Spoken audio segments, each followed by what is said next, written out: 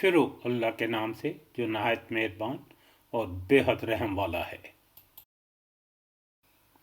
اللہ تعالیٰ اس بستی کی مثال بیان فرماتا ہے جو پورے امن اور اطمینان سے تھی۔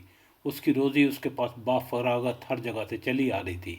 پھر اس نے اللہ تعالیٰ کی نعمتوں کا کفر کیا تو اللہ تعالیٰ نے اسے بھوک اور ڈر کا مزہ چکھایا جو بدلہ تھا ان کے کرتوتوں کا۔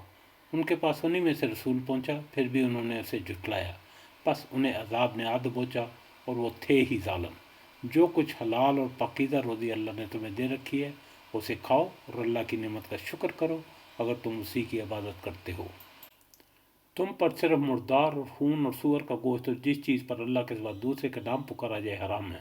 پھر اگر کوئی شخص بے بس کر دیا جائے، نہ وہ خواہش مند ہو نہ حد سے گزرنے والا، تو یقیناً اللہ بخشنے والا رحم کرنے والا ہے۔ کسی چیز کو اپنی زبان سے جھوٹ موٹ نہ کہہ دیا کرو کہ یہ حلال ہے اور یہ حرام ہے، کہ اللہ پر جھوٹ بہتان باندھ لو۔ سمجھ لو کہ اللہ تعالیٰ پر بہتان بازی کرنے والے کامیابی سے محروم ہی رہتے ہیں۔ انہیں بہت معمولی فائدہ ملتا ہے اور ان کے لیے ہی دردناک عذاب ہے۔ اور یہودیوں پر جو کچھ ہم نے حرام کیا تھا اسے ہم پہلے ہی سے آپ کو سنا چکے ہیں۔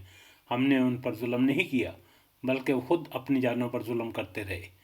جو کوئی جہالت سے برے عمل کر لے پھر توبہ کر لے اور اصلاح بھی کر لے تو پھر آپ کا رب بلا شک و شبہ بڑی بخشش کرنے والا اور نہایت ہی مہربان ہے۔ بے شک ابراہیم علیہ السلام پیشوا اور اللہ تعالیٰ کے فرما بردار اور یک طرفہ مخلص تھے۔ وہ مشرکوں میں سے نہ تھے، اللہ تعالیٰ کی نعمتوں کے شکر گزار تھے۔ اللہ نے انہیں اپنے برگزیدہ کر لیا اور انہیں راہ راست سجا دی تھی۔ ہم نے اسے دنیا میں بھی بہتری دی تھی اور بے شک وہ آخرت میں بھی نیکوکاروں میں ہیں۔